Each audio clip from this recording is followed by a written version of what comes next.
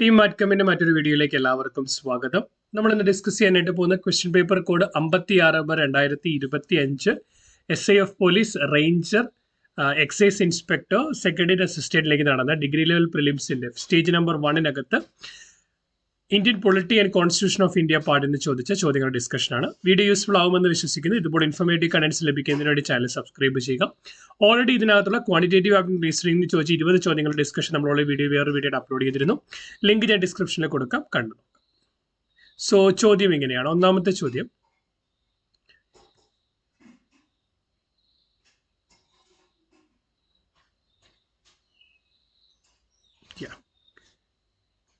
which of the following statements are or is true with respect to anti-defection law?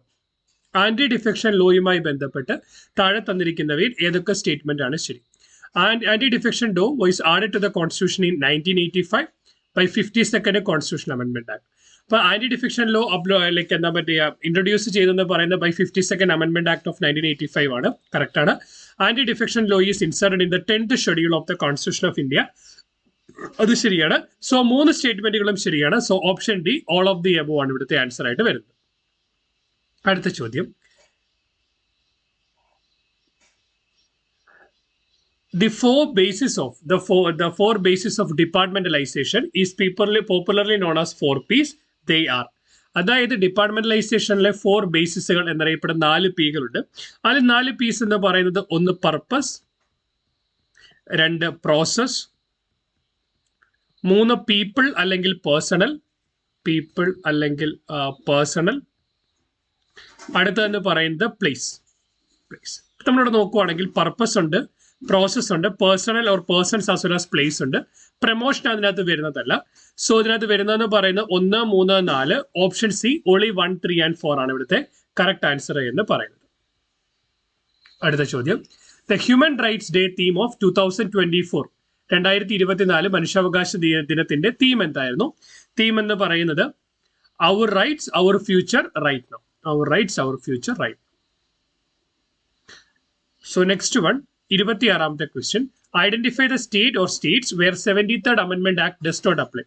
ഈ 73th constitution amendment act എന്ന് പറയുന്നത് പഞ്ചായത്തി രാജ് ഇൻസ്റ്റിറ്റ്യൂഷൻസുമായി ബന്ധപ്പെട്ടാണ്. പഞ്ചായത്തി രാജ് ഇൻസ്റ്റിറ്റ്യൂഷൻസുമായി ബന്ധപ്പെട്ട് schedule 9. 74 എന്ന് പറയുന്നത് മുനിസിപ്പാലിറ്റി ആൻഡ് കോർപ്പറേഷൻ എന്ന് പറയുന്ന ഷെഡ്യൂൾ 9A വരുന്ന ഭാഗമാണ്. സോ ഇതെന്ന് പറയുന്നത് അപ്ലൈ ചെയ്യാത്തത് ഏതൊക്കെ സ്റ്റേറ്റിലാണ്? ഒന്നെന്ന് പറയുന്നത് നാഗാലാൻഡ്, മിസോറാം, അതുപോലെ മേഘാലയ. അത് കൂടാതെ വരുന്നതെന്ന് പറയുന്നത് ഹില്ലി ഏരിയാസ് ഓഫ് മണിപ്പൂരിലെ ഹില്ലി ഏരിയാസ്. അതുപോലെ വരുന്നതെന്ന് പറയുന്നത് വെസ്റ്റ് ബംഗാളിലെ Darjeeling district of west Bengal. അവിടെ എന്താണ്? അവിടെ ഡാർജിലിംഗ് ഗൂർഖ ഹിൽ കൗൺസിൽ എന്ന് പറയുന്ന കൗൺസിലിന്റെ കീഴിൽ അഡ്മിനിസ്ട്രേഷൻ വരുന്ന ഭാഗമുണ്ട്. ആ ഒരു പർട്ടിക്കുലർ പാർട്ടിലാണ് ഈ പറയപ്പെടുന്ന 73rd അമെന്റ്മെന്റ് ആക്ട് അപ്ലിക്കബിൾ ആവാത്തത്. ഈ like for example 73rd amendment act വരുന്ന സമയത്ത് എന്ന് പറയുന്നത് ജമ്മു ആൻഡ് കാശ്മീരിന് സ്പെഷ്യൽ സ്റ്റാറ്റസ് ഉണ്ടായിരുന്നു. ആ സമയത്ത് ഈ പറയപ്പെടുന്ന 73rd അമെന്റ്മെന്റ് ആക്ട് അവിടെ അപ്ലൈ ചെയ്യത്തില്ലായിരുന്നു. ഇപ്പൊ ബേസിക്കലി ജമ്മു കാശ്മീരിനെ സംബന്ധിച്ചിടത്തോളം ആർട്ടിക്കിൾ 370 അബ്രോഗേറ്റ് ചെയ്യപ്പെട്ടു. അതിനുശേഷം ഇപ്പൊ സ്റ്റേറ്റ്ഹുഡ് സ്റ്റാറ്റസ് ഇല്ല. സോ ചോദ്യത്തിനകത്ത് ഐഡന്റിഫൈ ദ സ്റ്റേറ്റ്സ് എന്നായതുകൊണ്ട് ജമ്മു ആൻഡ് കാശ്മീർ നമുക്ക് സെലക്ട് ചെയ്യേണ്ട ആവശ്യമില്ല. സോ ഓപ്ഷൻ ആയിട്ട് വരുന്നത് 1, 2 and 4. സോ ഓപ്ഷൻ എന്ന് പറയുന്നത് ഓപ്ഷൻ ബി 1, 2 and 4 ആയിരിക്കും. ഓക്കെ. അടുത്ത ചോദ്യം, the constitution of India was adopted as well as enacted. So constitution of India adopt ചെയ്യപ്പെട്ട ദിവസത്തെയാണ് കോൺസ്റ്റിറ്റ്യൂഷണൽ ഡേ എന്നറിയപ്പെടുന്നത്. കോൺസ്റ്റിറ്റ്യൂഷണൽ ഡേ എന്നറിയപ്പെടുന്നത്. എനാക്ട് ചെയ്യപ്പെട്ട ദിവസമാണ് റിപ്പബ്ലിക് ഡേ എന്നറിയപ്പെടുന്നത്. കോൺസ്റ്റിറ്റ്യൂഷൻ അഡോപ്റ്റ് ചെയ്യപ്പെട്ടതെന്ന് പറയുന്നത് 1949 നവംബർ 26 റിപ്പബ്ലിക് ഡേ എന്ന് പറയുന്നത് 1950 ജനുവരി 26 ആണ്. സോ ആൻസർ എന്ന് പറയുന്നത് ഓപ്ഷൻ സി ആയിരിക്കും. Next one, The president rule can be imposed in a state on the account of failure of constitutional machinery. ഭരണഘടനാപരമായുള്ള പരാജയത്തിന്റെ പേരിൽ ഒരു സംസ്ഥാനത്ത് പ്രസിഡന്റ് റൂൾ ഇമ്പോസ് ചെയ്യപ്പെടുന്നത് ഏത് ആർട്ടിക്കിൾ അനുസരിച്ചിട്ടാണ്? സോ ആർട്ടിക്കിൾ 356, ആർട്ടിക്കിൾ 356 അനുസരിച്ചിട്ടാണ് പ്രസിഡന്റ് റൂൾ ഇമ്പോസ് ചെയ്യാനായിട്ട് പറ്റുന്നത്. സോ എന്താണ് ആർട്ടിക്കിൾ 352? ആർട്ടിക്കിൾ 352 എന്ന് പറയുന്നത് പ്രൊക്ലമേഷൻ ഓഫ് എമർജൻസി ആണ്. പ്രൊക്ലമേഷൻ ഓഫ് എമർജൻസി, അതായത് അടിയന്തരാവസ്ഥ പ്രഖ്യാപിക്കുക. On the grounds of what? Proclamation of national emergency. എന്തിന്റെ കാര്യത്തിൽ? ഒന്ന് വാർ, അല്ലെങ്കിൽ എക്സ്റ്റേണൽ അഗ്രഷൻ, വാർ അല്ലെങ്കിൽ എക്സ്റ്റേണൽ അഗ്രഷൻ, അല്ലെങ്കിൽ ആംഡ് റിബല്യൻ. എക്സ്റ്റേണൽ അഗ്രഷൻ അല്ലെങ്കിൽ ആംഡ് റിബല്യൻ. ഈ 3 കാരണത്തിന്റെ കാര്യത്തിൽ ലൈക്ക് എന്താ പറയുക, നാഷണൽ എമർജൻസി ഡിക്ലെയർ ചെയ്യുന്ന ആർട്ടിക്കിളാണ് 352. 356 എന്ന് പറയുന്നത് പ്രസിഡന്റ് റൂൾ ഇമ്പോസ് ആണ്. ആർട്ടിക്കിൾ 360 എന്ന് പറയുന്നത് ഫിനാൻഷ്യൽ എമർജൻസി, സാമ്പത്തിക അടിയന്തരാവസ്ഥ, ഫിനാൻഷ്യൽ എമർജൻസി. ആർട്ടിക്കിൾ 368 എന്ന് പറയുന്നത് കോൺസ്റ്റിറ്റ്യൂഷണൽ അമെന്റ്മെന്റ് ആക്ട്, അതായത് ഒരു കോൺസ്റ്റിറ്റ്യൂഷനിൽ ഒരു പർട്ടിക്കുലർ ആക്ടിനെ എങ്ങനെ അമെന്റ് ചെയ്യണം, കോൺസ്റ്റിറ്റ്യൂഷണൽ അമെന്റ്മെന്റിന്റെ procedure to amend the constitution of India, അത് പറയുന്നത് ആർട്ടിക്കിൾ 368 എന്ന് പറയുന്നത്. സോ ആൻസർ എന്ന് പറയുന്നത് ഓപ്ഷൻ ബി, ആർട്ടിക്കിൾ 356 ആണ്.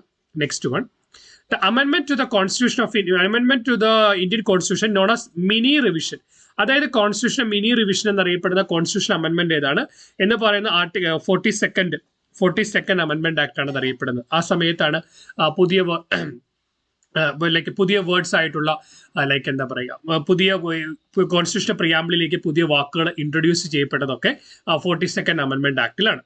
പിന്നെ ഓരോ നോക്കുവാണെങ്കിൽ ഫോർ എക്സാമ്പിൾ ലൈക്ക് ആർട്ടിക്കിൾ 24 എന്ന് പറയുന്നത്, ആർട്ടിക്കിൾ 24 എന്ന് പറയുന്നത് ഗോലക്നാഥ് കേസിന്റെ പുറത്ത് സുപ്രീം കോടതി നടത്തിയ വിധിയെ തുടർന്ന് പാർലമെന്റിന്റെ കോൺസ്റ്റിറ്റ്യൂഷൻസ് അമെന്റ് ചെയ്യാനുള്ള അധികാരം കുറഞ്ഞിരുന്നു. അത് റീസ്റ്റോർ ചെയ്യാൻ വേണ്ടി കൊണ്ടുവന്ന അമെന്റ്മെന്റ് ആക്ട് ആണ് 24th amendment act, restoring the power of the parliament to amending the constitution. Then article 25 എന്ന് പറയുന്നത് സോഷ്യലിസ്റ്റിക് പ്രിൻസിപ്പിൾസ് കോൺസ്റ്റിറ്റ്യൂഷനിലെ ഇംപ്ലിമെന്റ് ചെയ്യുന്നതിന് വേണ്ടി കൊണ്ടുവന്ന അമെന്റ്മെന്റ് ആക്ട് ആണ് 25th അമെന്റ്മെന്റ് ആക്ട് എന്ന് പറയുന്നത്. ദെൻ റൈറ്റ് ടു പ്രോപ്പർട്ടി എന്ന് പറയുന്നത് ഒരു ഫണ്ടമെന്റൽ റൈറ്റ് ആയിരുന്നു. റൈറ്റ് ടു പ്രോപ്പർട്ടി എന്ന് പറയുന്ന ഫണ്ടമെന്റൽ റൈറ്റിനെ ഒരു കോൺസ്റ്റിറ്റ്യൂഷണൽ റൈറ്റ് ആയിട്ടുള്ള ആർട്ടിക്കിൾ 300A ആക്കി മാറ്റിയത് 44th അമെന്റ്മെന്റ് ആക്ട് ആണ്. മിനി റിവിഷൻ എന്നറിയപ്പെടുന്ന 42nd അമെന്റ്മെന്റ് ആക്ട് ആണ് മിനി വേർഷൻ എന്ന് അറിയപ്പെടുന്നത്. Next one, Article 17 of the Indian Constitution related